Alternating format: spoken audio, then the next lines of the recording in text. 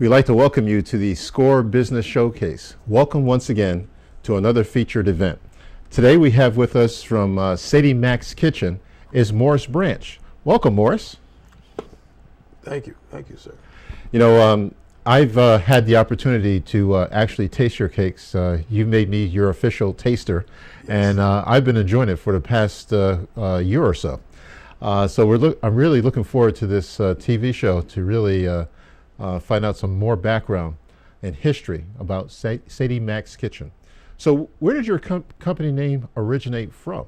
Well, I used to, as a child, I would come home from school and I had to do my homework in the kitchen. And my mother's name is Sadie. Aha. And her mother's name was Sadie. Oh, really? So I was actually in Sadie's kitchen a long time ago. And so I sat there and I watched my mother cook from the time I was, 5 years old, 6 years old. So I, you sit, you watch, and sometimes she had me assist. So that's basically how it started. Well, that sounds better than what is on TV today, what is known as Hell's Kitchen. Yes. So I'm sure that was a great experience when you had not only your mother, but it sounds like your grandmother. Yes. Also doing those cakes too. So Absolutely. What a tradition that we have going on. Yes, it is. All right, with your cakes today. Mm-hmm. Now, where did your desire to cook or actually bake come? Because I know your background, Morris, and it doesn't even start near baking. Well, I am how can I say? I travel a lot, or I used to travel a lot.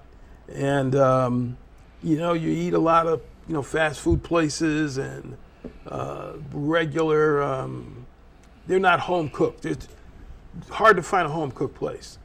So in my travels, I just get tired of eating, the status quo food. And so I said that if the day comes when I retire and I get the time, that I was going to perfect some cakes. So now I'm a mechanical designer, and I travel the United States. And I'm basically a troubleshooter.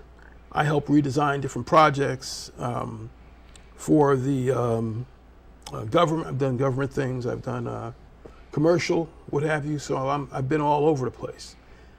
And as I say, there was one particular evening I wanted a piece of home-cooked cake.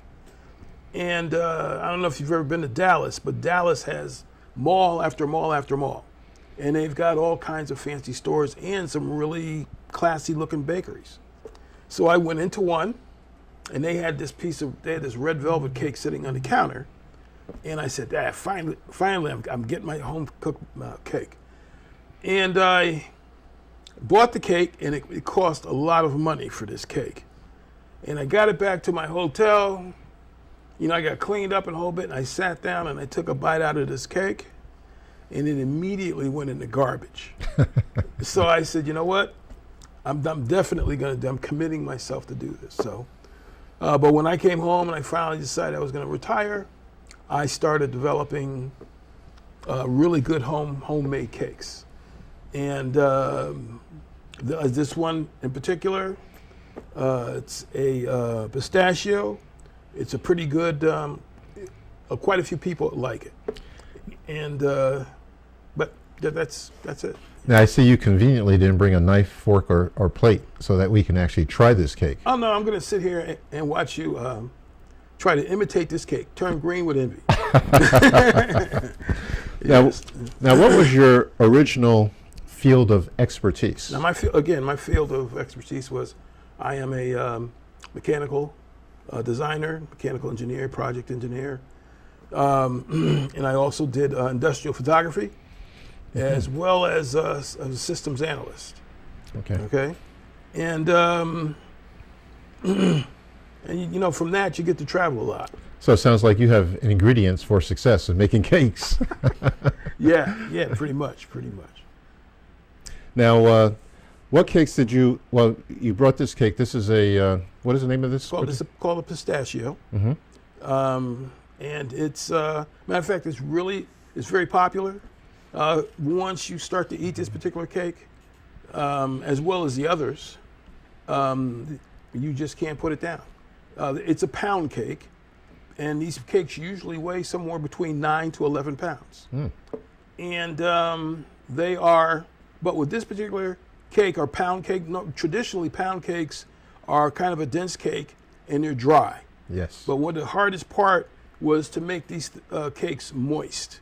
Very Okay, moist. and yes. these stay very moist. I mean, they stay moist for 10 days. Really? Okay, yes. And but when you eat them, they're light. They don't lay on your stomach, and you get after you have something sweet, you become lethargic and Yes. what have you. With these, all you want to do is you hear a little voice saying, calling your voice, telling you, "Come here," and that's pretty much what I had to work on. That was the hardest thing. Now, are these with as close to natural products or natural resources? Everything in here is homemade. You take your time, and So no monosodium glutamate. there is absolutely no, how can I say, elements in this cake that you cannot pronounce. Excellent, excellent. Well, I know when I have your cake, I like to have a cold glass of milk. Yes. And it's just delicious. So I highly recommend.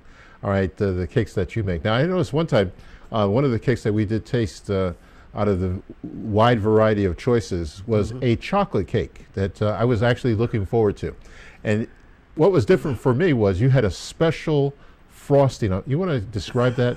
Well, for us? this frosting, I had been to, in my travels, I had been to some tastings and wine tastings as well. But they have the wine, the cheese, bread. Some of them has desserts. Yes. And what have you. And I went to one, and they had a chocolate frosting that I've never tasted anything like that before.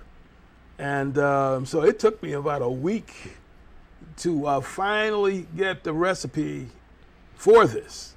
And I felt like I was walking on Mount Olympus when I finally conquered this problem. Except I had a friend come over, and he just blew me right out of the box. Yeah, that friend was me.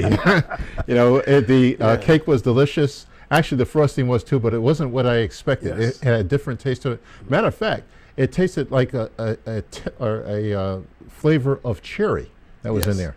Well, that's, baking is an exact science. It's not like doing savory. Okay, savory, if you kind of mess up, you can add a little salt, a little pepper, or some other spice and kind of halfway correct it, and that's fine. With baking, you you start and you kind of mess up, that's it, Jack. It goes into the garbage.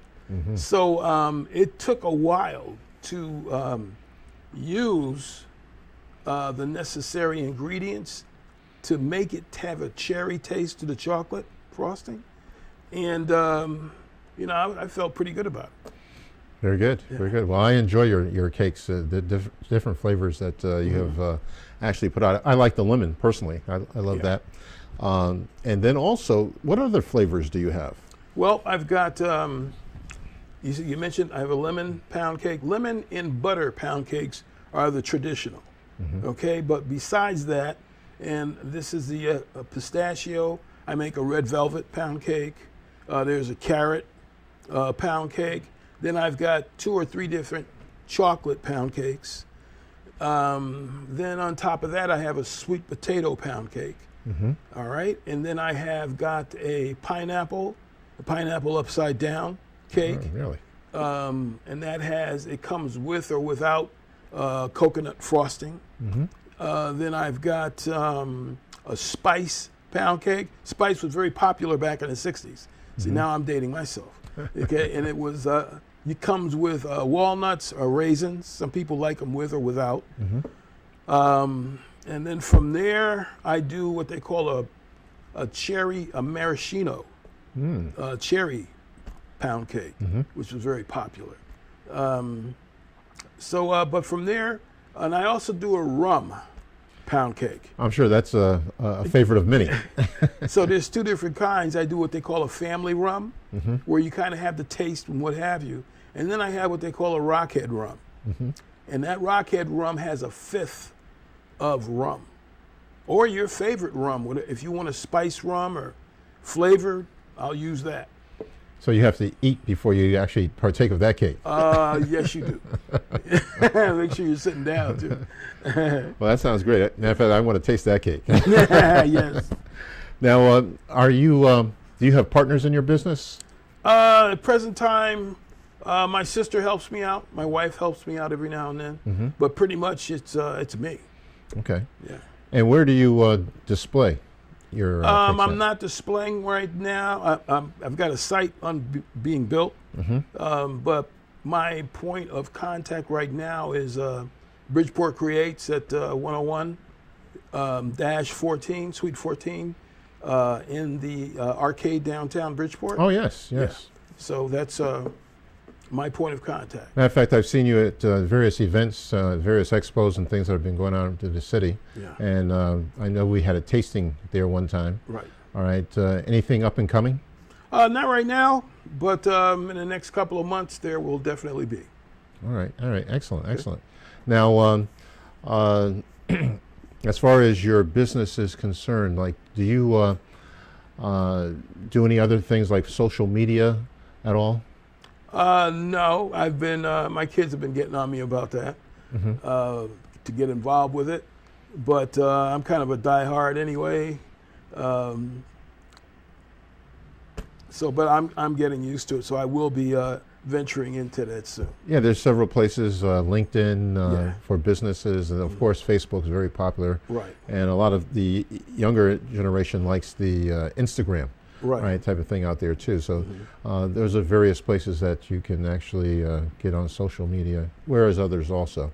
But yes, your cakes are a hit, all right, so far, and I'm looking forward to even tasting more, all right, as you. That's good because I just got a gallon of milk. I appreciate. I'll be over for Yes. that. But what have your successes been as far as your business? We have a few more minutes. What are your successes been? The success has been, it's the being a designer, engineer. The one thing I function on is to accomplish things. All right, you set out, you have a goal, and you complete that goal. All right, you just don't stop, you don't give up. You just keep at it until it reaches a certain quality that you have or that you're looking for. And then, as I have you as a taster, and I've got several others, and I let them try the cakes. And usually, I can tell when they don't want to go home. Right. They keep saying, "Let me have another slice." Matter of fact, I think I better start tasting less. Yes, and they come by, and from the cake, you go from the milk to a cup of coffee or a cup of tea. And while you're at it, let me have another slice. What kind of cake is that? So that to me makes me feel really good. Excellent. That happened. Well, we've enjoyed it. I'm looking forward to your success, all right, as you expand and develop your business in the Bridgeport locale and also throughout the country. I know the possibilities are there.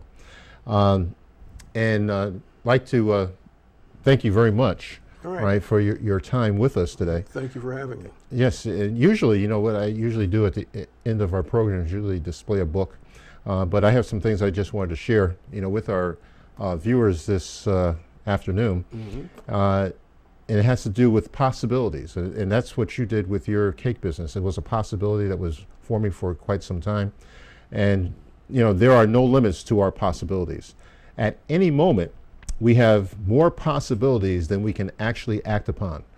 When we imagine the possibilities, our vision expands, we capture our dreams, and our life is full. We can reach out and touch the limits of our being with our possibilities. Thomas Edison once said, "There is more opportunity than there is ability." And to quote Ralph Waldo Emerson, "We have more than we use." So to your possibilities and to your success, the SCORE Business Showcase welcomes you and thanks you very much for joining us this afternoon. And once again, I want to thank you, Morris, and I'm looking forward to taste this cake before you leave. Yes. Thank you.